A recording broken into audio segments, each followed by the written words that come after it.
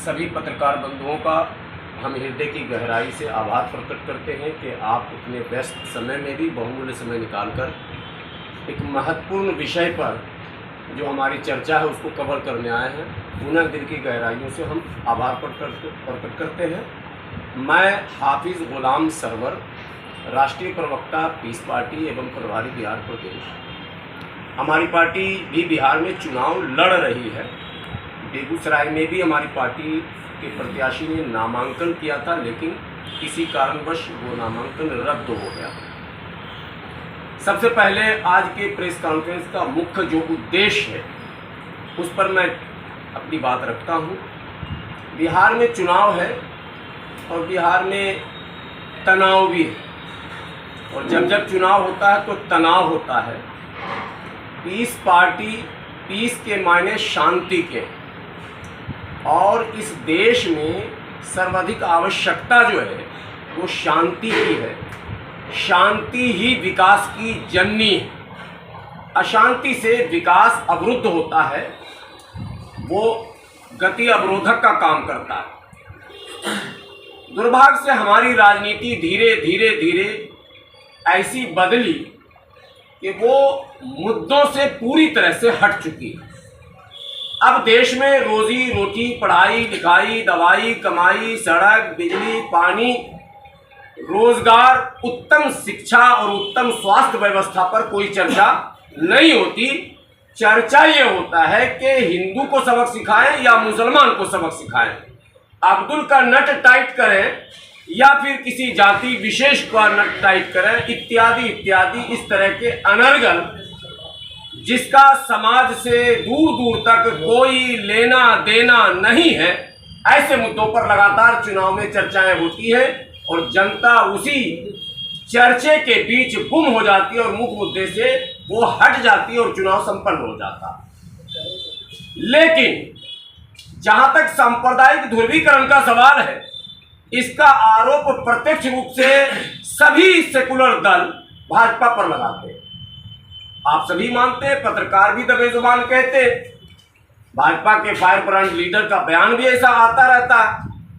लेकिन एक अकेले भारतीय जनता पार्टी ध्रुवीकरण के लिए जिम्मेदार नहीं है। जो तथाकथित धर्मनिरपेक्षतावादी पार्टियां हैं, जो कहती हैं कि सबको समान अवसर, लोकतंत्र में सबकी बराबरी की हिस्सेदारी, सबके साथ न्याय और इंसाफ, उन पार्टियों ने भाजपा का हवा दिखाकर विशेषकर अल्पसंख्यकों और शोषित, वंचित, दलित और महादलित के अधिकारों का खुला हनन किया है और कर रहे हैं। अभी वर्तमान चुनाव में जहां भाजपा को हराने के नाम पर अनेकों यात्राएं संयुक्त रूप से की गई, उन यात्राओं में कोई भी बड़ा अल्पसंख्यक चेहरा, माननीय राहुल गांधी, माननीय तेजस्वी यादव, माननीय मुकेश कुमार सहनी इत्यादि इत्यादि के साथ कोई भी अल्पसंख्यक चेहरा उस पूरी यात्रा में नहीं दिखा। हो सकता है उनकी एक रणनीति होगी, लेकिन मुझे यह रणनीति पसंद नहीं है। अगर भारतीय जनता पार्टी हिंदू मुस्लिम करना चाहती है या करती है, तो क्या सारे हिंदुओं ने भारतीय जनता पार्टी का साथ दे दिया? क्या कतई नहीं दिया। आज तक ऐसा नहीं हुआ। मत प्रतिशत को देखिए, भारत के अधिकांश जो हिंदू भाई हैं वो उनकी आस्था सामाजिक उन परंपराओं के निर्वहन पर है जो सदियों से है, और वो चाहते हैं कि अमन, शांति और सुख, चैन, प्यार, मोहब्बत, भाईचारा, एकता बनी रहे। इसके लिए उनका वोटिंग पैटर्न जो है वो लोकतांत्रिक व्यवस्था को मजबूत करने का होता है। लेकिन ये हवा उड़ाते हैं कि अगर मुस्लिम चेहरे हमारे साथ होंगे तो हिंदू भाई भाग जाएगा। क्या भारत का हिंदू मुसलमानों से इतना नफरत करता है कि अगर मुस्लिम चेहरा होगा कहीं भी तो वो भाग जाएगा? कतई ऐसा नहीं। इस नैरेटिव को बनाने में तथाकथित लोकतांत्रिक पार्टियों, धर्मनिरपेक्ष पार्टियों की बड़ी भूमिका रही है। अब टिकट बढ़ चुका, सब चुनाव मैदान में आ चुके। आप ये देखेंगे एक पार्टी है विकासशील इंसान पार्टी, कहते हैं वीआईपी। अब देखें कितना वीआईपी है, उनके पूरे उम्मीदवारों में एक भी मुसलमान नहीं, पूरे उम्मीदवारों में उनकी पूरी सूची जो 15 की है उसमें एक भी मुस्लिम नहीं। बिहार में मुसलमानों की संख्या लगभग 19%, जो आंकड़े आए हैं सामने। और मुसलमानों में भी अगर पसमानदा मुसलमान को अलग भी जोड़े तो उनकी एक जाति की संख्या सहनी के पूरे बिहार की जातियों से ज्यादा है। 45 लाख सिर्फ अंसारी है यहां बिहार में। मंसूरी और रायनी छोड़ दें, अभी हलालखोर, चमेला, नट, जोजा, बक्को, दफाली, मिरासी, मिर्शिकार, ये सारी बिरादरियों को भी मैं छोड़ रहा हूं। 3 बड़ी बिरादरियां अंसारी, मंसूरी और रायनी जो है वो यादव के आबादी के बराबर है। लेकिन टिकट बंटवारा देखिए आप, विकासशील इंसान पार्टी ने एक भी नहीं दिया। और महासेकुलर तेजस्वी यादव जी जो भाजपा को एकदम दफन ही कर देंगे हमारे वोट से, उनमें तो दम है नहीं, लेकिन मुसलमान के वोट के बल पर वो भाजपा जैसी पार्टी को काउंटर करना चाहते हैं। और एमवाई का नारा भी लगा रहे हैं बहुत दिनों से। एमवाई में उनका कहना मुस्लिम और यादव, मेरा कहना है एमवाई का मतलब मल्ला और यादव। मुस्लिम को जो उन्होंने टिकट, टोटल लगभग 150 सीटों पर आरजेडी लड़ रही है लगभग, उसमें मुसलमान को टिकट दिया 18, जिनकी संख्या 19%। मुसलमान में इंक्लूडिंग ऑफ ऑल कास्ट, मतलब शेख, सैयद, मुगल, पठान, अंसारी, मंसूरी, राइन, अरब सब मिलाकर इन्होंने दिया कितना, 18। और केवल यादव जाति को टिकट मिला 52। इनके एमएलसी की संख्या भी गिन लीजिए, इनके राज्यसभा की भी संख्या गिन लीजिए, इनके लोकसभा की भी संख्या गिन लीजिए। हद तो यह है इनके पार्टी के पदाधिकारियों की भी संख्या गिन लीजिए। अल्पसंख्यक मोर्चा छोड़कर, वो मोर्चा बना के बड़ा एक विचित्र राजनीति का नया खेल शुरू किया, कांग्रेस ने किया था, उसी का अनुसरण सारी पार्टियां कर रही हैं। सब मोर्चा बनाती। मोर्चा क्या होता है? मोर्चा तो युद्ध में लड़ने के लिए होता है। यानी आप मोर्चा बनाकर हमको मोर्चा पे लड़वाना चाहते हो। तुम जाके हिंदू मुस्लिम तुम भी करो, और उसी बहाने मुस्लिम जो है वो हक अधिकार की बात ना करके सिर्फ भाजपा को हराने, अरे आ जाएगी भाजपा, और मोदी आ जाएगा, और योगी आ जाएगा, ये बोल बोलकर आप मुसलमानों का वोट अपने थैली में डालते हैं और फिर अपनी थैली भर लेते हैं। अभी थैली का जो खेल हुआ बताने की कोई जरूरत है ही नहीं, सभी को पता। देश के आम लोगों तक ये बात अब पहुंच चुकी है कि नोट के माने दम पर वोट हासिल किया जाता है, नोट के दम पर टिकट भी हासिल किया जाता है।